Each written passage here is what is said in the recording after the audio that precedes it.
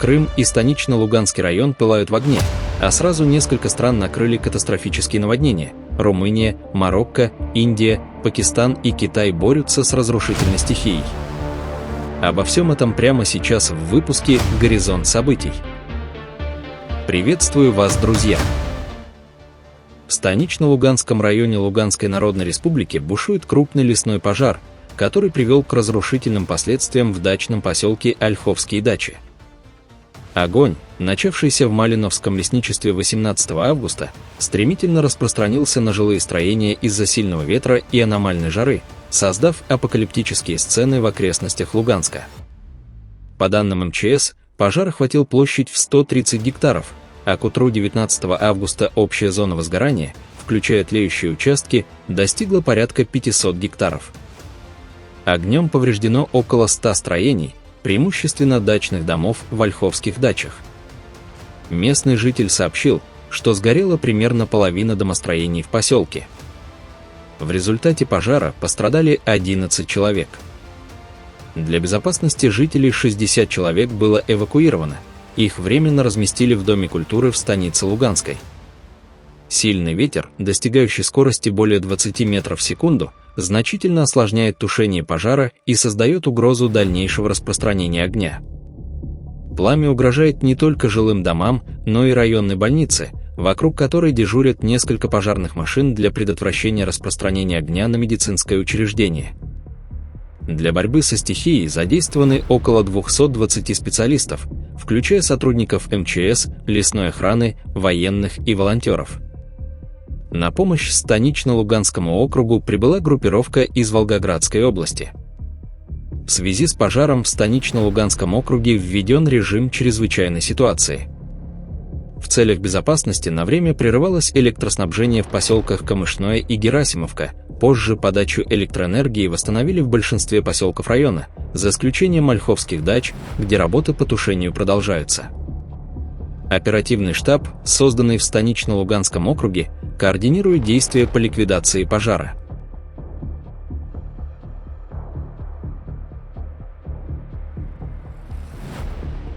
В порту Балтимор, в американском штате Мэриленд, произошел мощный взрыв на борту грузового судна Sapphire, зарегистрированного под флагом Либерии.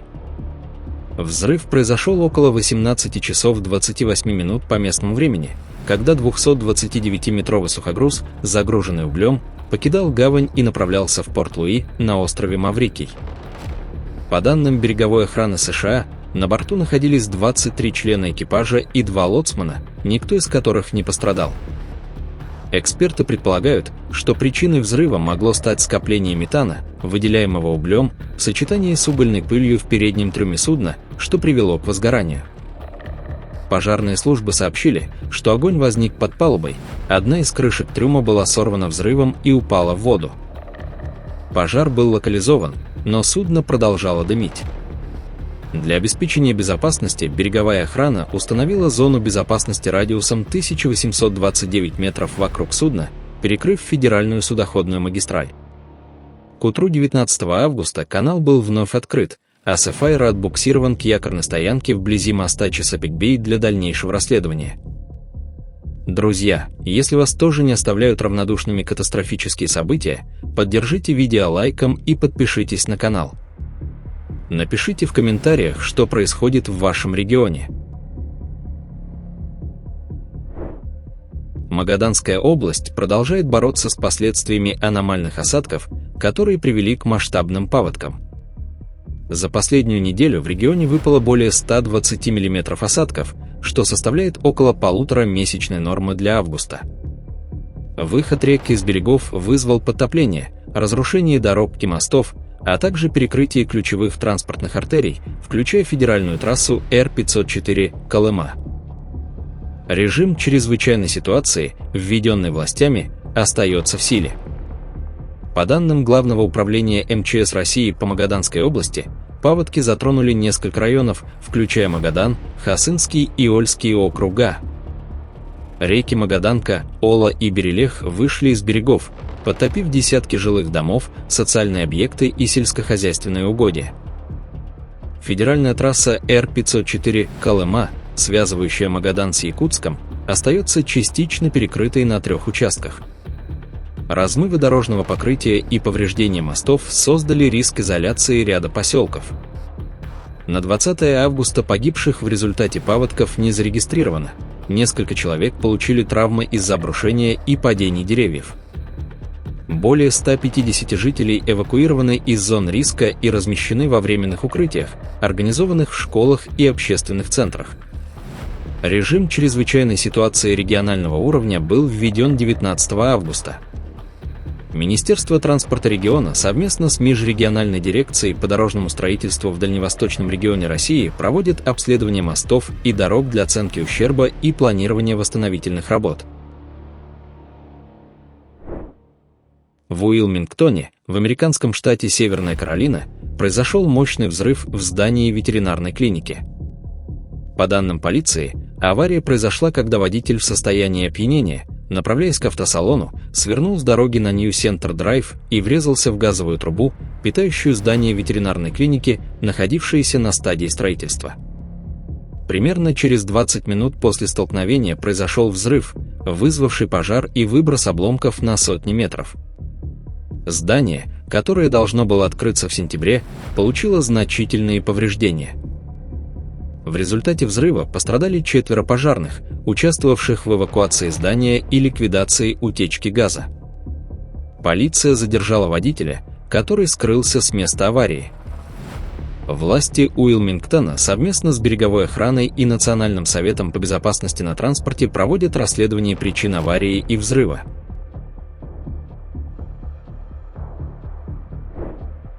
Мумбаи, крупнейший город и экономический центр Индии, оказался во власти мощного наводнения, вызванного проливными муссонными дождями.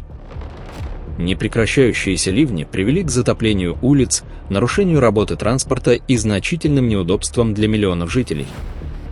Метеорологический департамент Индии объявил красный уровень опасности, прогнозируя экстремально сильные осадки в Мумбаи и прилегающих районах штата Махараштра.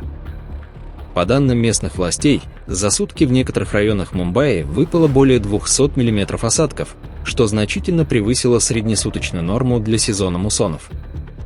В результате сильного дождя улицы мегаполиса превратились в реки, а низменные районы, такие как Матунга, Андари-Запад, Малбар-Хилл и Наласапара, оказались под водой.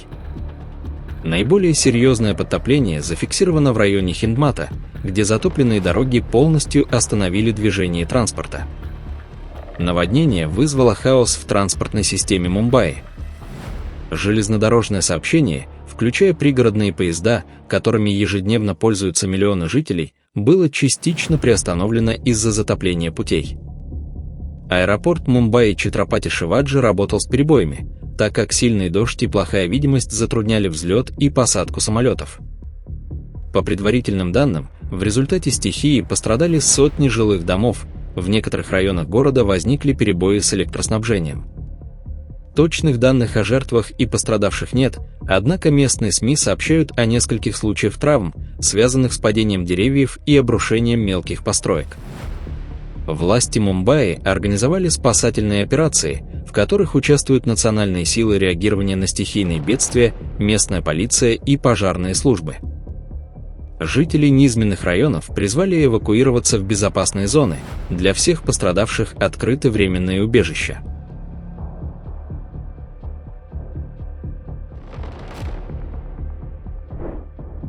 Провинция Эль-Хаус в регионе Марракеш-Софи в Марокко столкнулась с мощным наводнением, вызванным сильными муссонными дождями. Проливные ливни, обрушившиеся на регион, привели к затоплению жилых районов, повреждению инфраструктуры и эвакуации местных жителей. По данным Главного метеорологического управления Марокко, за сутки в провинции Эль-Хаус выпало до 150 мм осадков, что значительно превысило среднюю норму для августа. Ливни вызвали стремительный подъем уровня воды в реках и ручьях. Это стало причиной затопления низменных районов, включая сельские поселения и пригороды Марракеша. Особенно пострадал район Игиль. Местные жители сообщают о затопленных домах, разрушенных дорогах и поврежденных сельскохозяйственных угодьях. Наводнение также затронуло исторические районы Марракеша, включая Медину. Сообщается о частичном подтоплении улиц и повреждении некоторых строений, уже ослабленных предыдущими природными катаклизмами. По предварительным данным, разрушены или серьезно повреждены не менее 30 домов, а десятки дорог стали непроезжими из-за паводков и оползней. Местные власти сообщают о нескольких пострадавших, получивших травмы из-за обрушения и падений во время эвакуации. Спасательные службы продолжают поиск людей, которые могли оказаться отрезанными от внешнего мира в отдаленных деревнях. Около 200 жителей были эвакуированы из зон риска, их временно разместили в школах и общественных центрах Марракеша.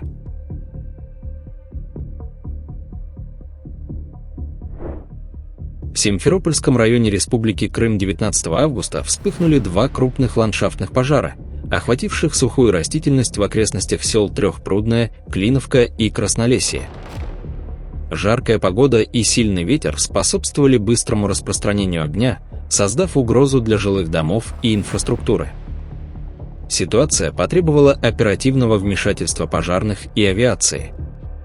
В селе Трехпрудное пожар охватил 25 гектаров открытой территории и приблизился к жилым домам, но благодаря оперативным действиям спасателей угроза населенному пункту была устранена. В другом очаге, между селами Клиновка и Краснолесье, пламя распространилось на 15 гектаров. В общей сложности огнем оказалось затронуто около 40 гектаров сухой растительности. К счастью, жертв и пострадавших в результате пожаров не зафиксировано. Однако огонь нанес ущерб сельскохозяйственным угодьям, а временные перебои с электроснабжением затронули несколько домов в окрестностях Трехпрудного. Ситуация осложняется погодными условиями. Синоптики прогнозируют сохранение жары и усиление ветра в ближайшие дни, что повышает риск новых возгораний.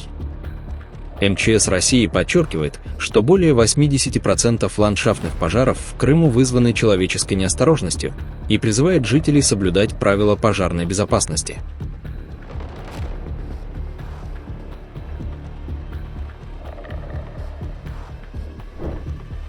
В Карачи, крупнейшем городе Пакистана, 19 августа разразилось разрушительное наводнение, вызванное интенсивными муссонными дождями. Ливни, обрушившиеся на провинцию Синд, привели к затоплению улиц, отключению электроэнергии и гибели людей, парализовав жизнь в мегаполисе с населением более 20 миллионов человек. По данным пакистанского метеорологического департамента, за сутки в Карачи выпало до 245 мм осадков, что стало рекордным показателем для августа. Вода затопила ключевые районы, превратив улицы в бурные потоки. Наводнение повредило около 200 домов, часть из которых обрушилась. В результате стихии погибло 7 человек, двое из них погибли от поражения электрическим током. Сильные дожди привели к отключению электроэнергии в нескольких районах из-за затопления подстанций. Транспортная система города оказалась парализована, ключевые магистрали стали непроезжими, а общественный транспорт практически остановился. Власти временно закрыли школы и объявили выходной день 20 августа, чтобы снизить риски для населения.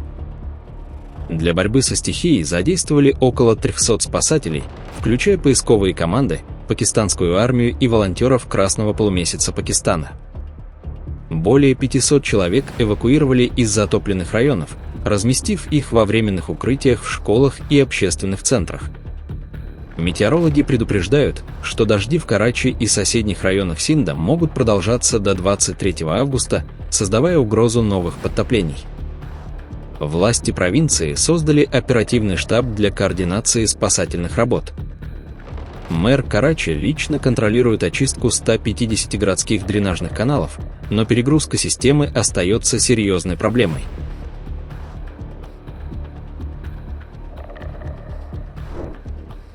17 августа центральная и северная Румыния оказалась под ударом сильных штормов, сопровождавшихся проливными дождями, грозами, шквалистым ветром и градом.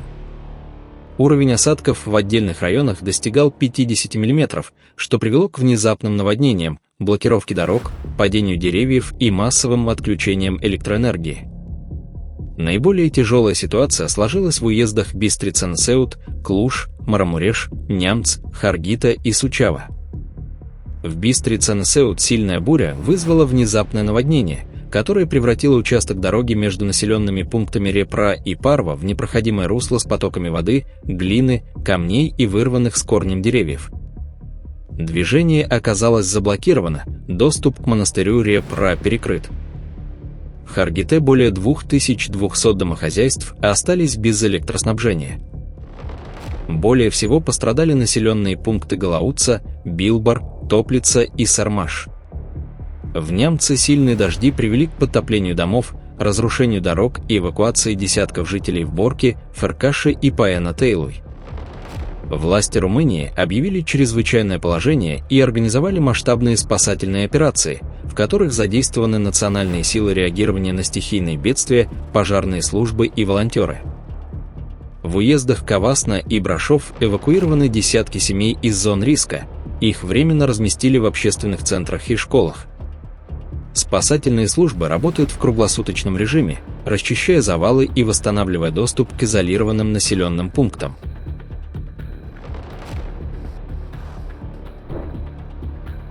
Город Ордос в автономном районе Внутренняя Монголия, в Китае, оказался во власти разрушительного наводнения, вызванного беспрецедентными ливнями.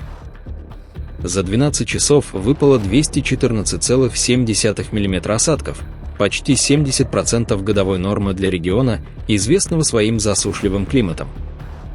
По данным метеорологической службы Внутренней Монголии, ливни побили исторический рекорд осадков для города, где среднегодовая норма составляет всего 300 мм. Вода затопила ключевые районы города, включая Кангбаши и Дуншен, превратив улицы в бурные потоки. Наводнение повредило около 500 домов, десятки дорог и сельскохозяйственных угодий. Перебои с электроснабжением затронули несколько районов из-за повреждения подстанций. В результате стихии погибли 3 человека, 2 утонули в потоках воды, а 1 погиб при обрушении стены дома. Еще 3 жителей числятся пропавшими, их поиски продолжаются. Низменные районы города, не приспособленные к таким объемам осадков, оказались наиболее уязвимыми. В сельских окрестностях паводки уничтожили посевы. Для борьбы со стихией задействовали около 200 спасателей, включая сотрудников Национальной службы реагирования на чрезвычайные ситуации и местных волонтеров. Спасательные работы осложняются продолжающимися дождями и риском оползней в горных районах. Эвакуированы более 300 человек, их разместили во временных укрытиях в школах и общественных центрах. Ситуация остается напряженной из-за прогноза новых осадков до 21 августа. Метеорологи отмечают, что интенсивность дождей может снизиться, но риск подтоплений сохраняется. Власти города под руководством городского оперативного штаба координируют спасательные операции и работают над восстановлением поврежденной инфраструктуры. Мэр города призвал жителей избегать затопленных зон и следовать указаниям спасателей.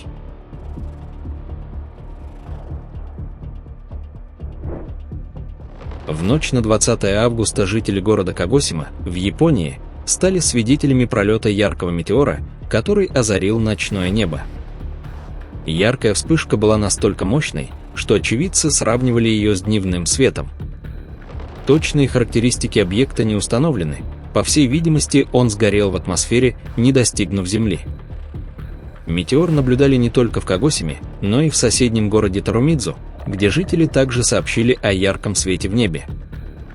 Астрономы отмечают, что подобные метеоры не редкость и возникают при прохождении Земли через метеорные потоки, такие как Персеиды, который как раз в этих числах пересекает траекторию движения нашей планеты.